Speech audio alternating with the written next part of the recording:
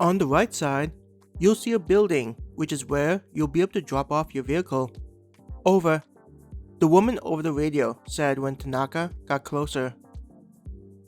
Grabbing the handset, Tanaka pressed the button on the side. Copy.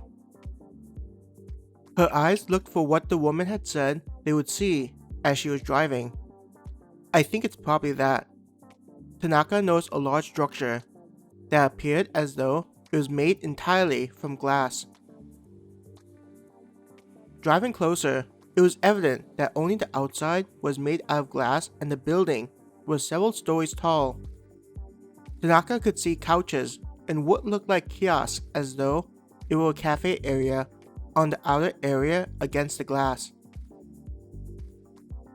What was strange was not seeing anyone walking about inside performing their daily tasks. From what Tanaka could see, the glass area was devoid of people. Isn't this where the employees are working? Tanaka thought to herself. Pressing her lips together, it's a shelter, so there shouldn't be anything dangerous. She wished that she had more than a couple of bullets in the magazine of a handgun.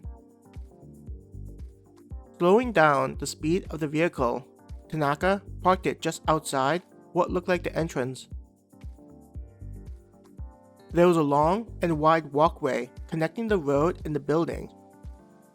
On either side were flowers and other landscaping designs to make anyone approaching feel welcomed. What Tanaka found interesting were the water fountains on either side of the walkway between the flowers, where a stream of water would jet out in an arc and land before another stream was shot out. It gave the impression that the water was bouncing along with the fountain as though it were alive. For something used by employees, this is far more decorated than what I'm used to seeing. Tanaka's mouth was slightly open. There was a slight groan and movement signaling that Ayaka had woken. Raising her head, Ayaka looked around with a dazed expression. Are we there? She asked Tanaka. Nodding, Tanaka answered, at least where the employee directed us towards. Tanaka opened the door and exited the armored vehicle. With one hand, she pounded on the side of the military vehicle, signaling to Ayaka's companions that they had arrived. A squeak and loud metallic bang indicated that the rear door had been opened. What? I thought we were going to a shelter, the voice belonging to the older girl asked. Hearing the question in the older girl's voice, Tanaka mentally thought to herself, I can't blame them. This place can't really be described with words, and completely out of their expectations of what a shelter will look like. Closing the door, Tanaka made her way around the front of the vehicle as Ayaka was opening the door.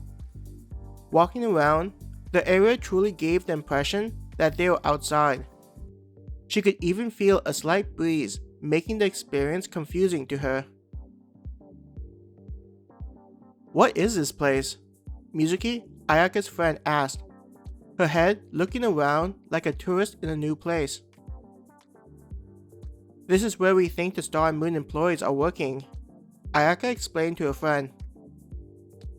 At least, we're hoping that, Tanaka thought, not wanting to add any negativity to the mood. Tanaka couldn't help but think that there was going to be another surprise waiting for them. She touched the handgun in the holster on the side, unconsciously. So, there aren't any monsters here? Kawa asked. I would think that a shelter wouldn't have anything like that. I mean, they did say that they scan people before entering. So, it sounds like we're safe? Masio said. I wonder how many people are inside of this place. Tanaka led the way, her eyes sweeping the building as a part of her expected something like a trap to ruin the utopian feel she was getting from everything